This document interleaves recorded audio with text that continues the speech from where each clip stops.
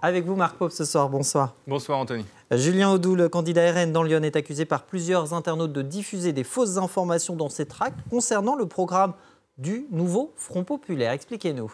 Oui, à une semaine du premier tour des législatives, de nombreux candidats tractent régulièrement sur les marchés. C'était le cas le week-end dernier de Julien Audoul, qui était donc dans sa troisième circonscription de l'Oise, à Lyon, à Pont-sur-Yonne. Comme vous pouvez le voir, on voit ici donc le candidat distribuer un tract qu'on retrouve ici à la fin de cette vidéo. Votez pour votre député Julien Audoul. Sauf que ce qu'il y a à l'intérieur de ce tract, c'est ce qui a posé problème à de nombreux internautes. Regardez, si on le déplie, ce tract, on tombe sur cette double page avec d'un côté les mesures du RN et à gauche les mesures du nouveau Front Populaire. Et lorsque l'on lit ces mesures, on apprend que le nouveau Front Populaire serait pour le désarmement de la police, la suppression de la brigade anticriminalité, l'accueil inconditionnel de tous les migrants, le soutien aux islamistes, la fermeture de CNews et les journalistes qui ne sont pas de gauche, et la censure des journalistes qui ne sont pas de gauche, ou encore le soutien des squatteurs et le viol de la propriété privée. Alors forcément, de nombreux internautes se sont alarmés de ces informations, notamment cet internaute qui nous dit viol de la propriété privée, censure de tous les journalistes qui ne sont pas de gauche, fermeture de CNews. Voilà le programme du NFP selon le député RN Julien Audoul, candidat dans Lyon. C'est légal d'écrire ça dans un tract électoral, se pose la question cet internaute, et également cet autre internaute qui nous dit tract de Julien Audoul, que des fake news et des mensonges. C'est un procédé illégal, plainte doit être déposée.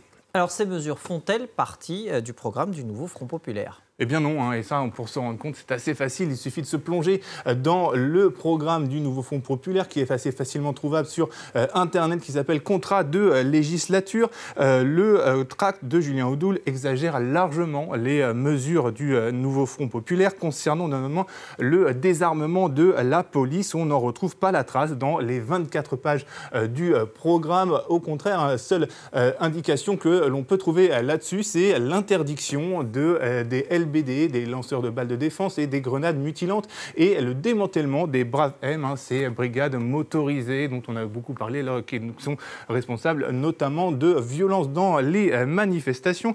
La suppression des brigades anticriminalité ne font pas partie donc du programme. Elles faisaient en revanche partie du programme de Jean-Luc Mélenchon lors des élections, de l'élection présidentielle de 2022, comme on peut voir avec cet article de CNews, mais la proposition n'a pas été gardée pour ce scrutin législatif.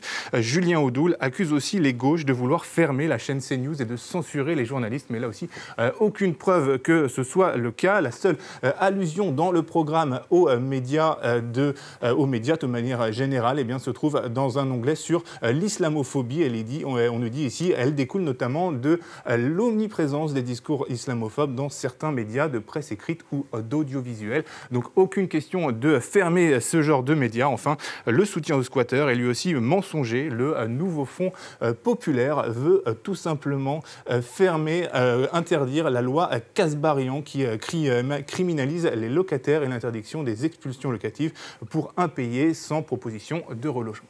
Alors, tract mensonger, on l'a bien compris. Est-il pour autant illégal, comme l'affirment plusieurs internautes ? Alors, plusieurs internautes, effectivement, s'interrogent et demandent l'interdiction de ce tract, ainsi que le dépôt d'une plainte selon l'article L97 du Code pénal, que voici, je vous l'agrandis.